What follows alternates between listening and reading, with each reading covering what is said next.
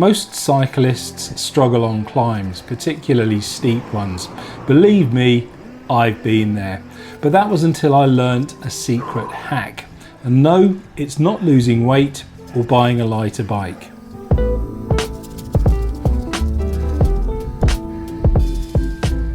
Clearly, I'm not built like your typical climber. I am a rather heavy rider, but that doesn't necessarily mean that I can't climb. When I do ride up hills, it's not particularly fast or pretty or elegant, but I do eventually get there. And it's really rare for a climb to actually beat me. Equally, I'm not stupid either. A lampshade with learning difficulties could tell you that the most obvious way to improve your climbing is to lose a few kilos. But again, I'll be honest here and say that I've been overweight pretty much all of my adult life. So if I haven't managed to lose weight in the previous 40 years or so, then it's very unlikely that it's going to come off anytime soon. But instead, what I try to do is improve my climbing technique. And these are things that I've learnt over many years of trying to drag my heavy, sorry ass up various mountains and hills. And these techniques that I'm going to share with you today can be used by pretty much anyone on your next ride, and hopefully it should improve your climbing ability too. The first thing I'm going to share is shifting your body weight, and I'm going to need a prop for this. Now, this is how I imagine this works. Let's for one moment say that this ruler is your bike. You're riding along a flat road and you've got your weight fairly evenly distributed.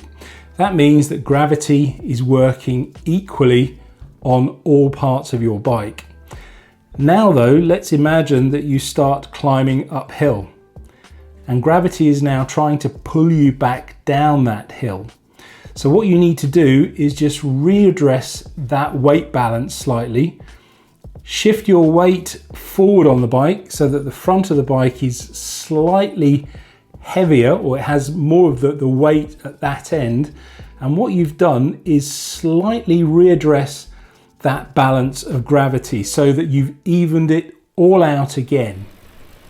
Now obviously you can't shift your weight too far forward because that will make the back of the bike somewhat unstable and you'll run the risk of kind of toppling over.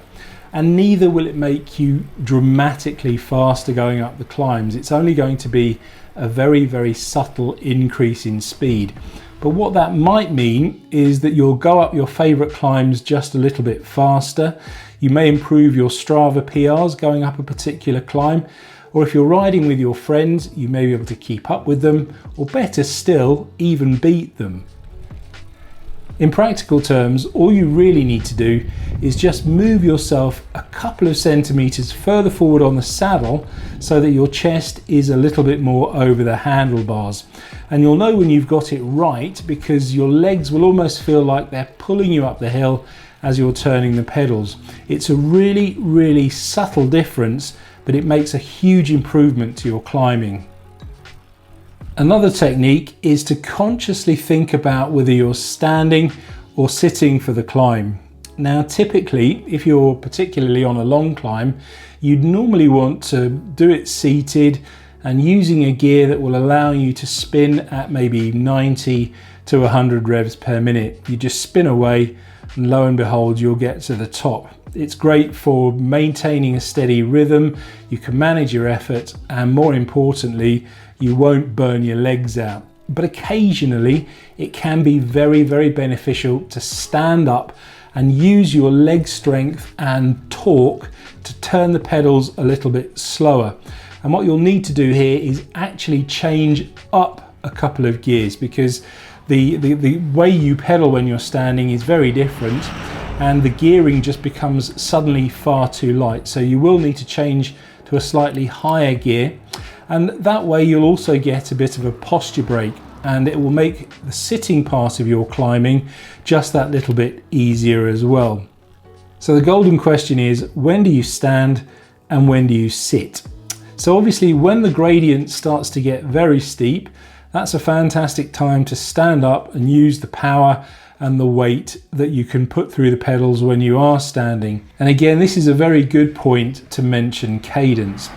Traditional old school cyclists would say yes, the best way to tackle a climb is seated and spinning between 90 and 100 revs per minute, and that works really well. But the problem there is that you are using your cardiovascular system, and if it's not up to scratch, or if the climb goes on for too long, then that can quickly become quite hard.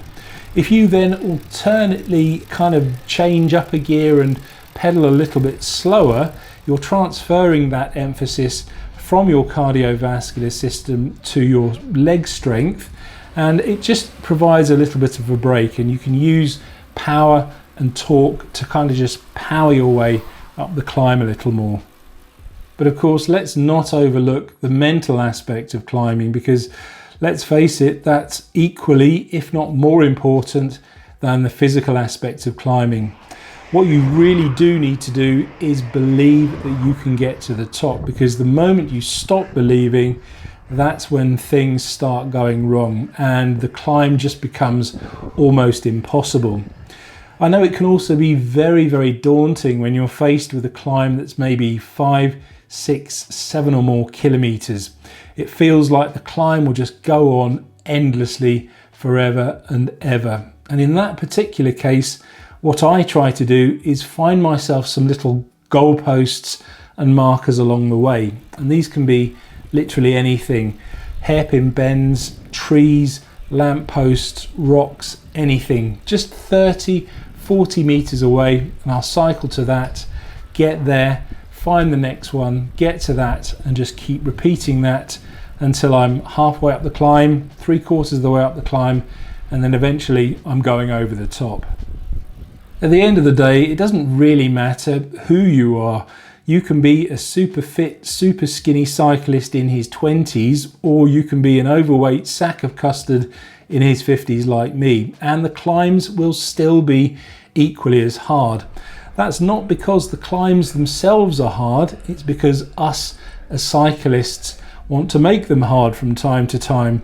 I know from personal experience that when I get to a climb, a hill or a mountain, I just want to test myself and go up there and kind of just do the best that I possibly can. And the effort that I'll put in to do that is going to be very similar to the effort that skinny cyclist will put in. The only difference is going to be the speed at which we actually get up there.